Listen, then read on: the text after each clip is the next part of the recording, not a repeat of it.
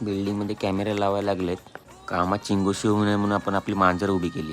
ऑफिसला आलो तर बघितलं लीगल एरिया खाली पडलेला. तर सुप्रभात मित्रमंडळी, आपण आलो उडानमध्ये.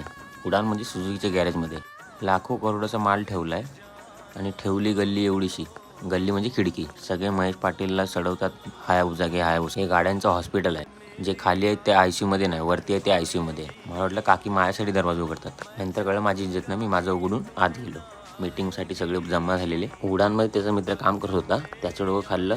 त्याने बोललं तू घरी जात्यापेक्षा उडानमध्ये चायपेक्षा किटली गरम. मी सगळ्यांना बसल्या बसल्या प्रश्न विचारला. एक कोंबडी 1 वर्षामध्ये 1 किलोची आहे, तर 4 वर्षांनी किती होईल? आतमध्ये बसणारे सगळे गेले. हे दोघंच विचार करत होते काय किती किलोच असेल. नंतर बाहेर गेलो तर अजून 2 जण होते, ते पण विचार करत होते. काकींना त्यांच्या पोरीवर भरोसा नाही, कशी चालवेल कुठे घालेल.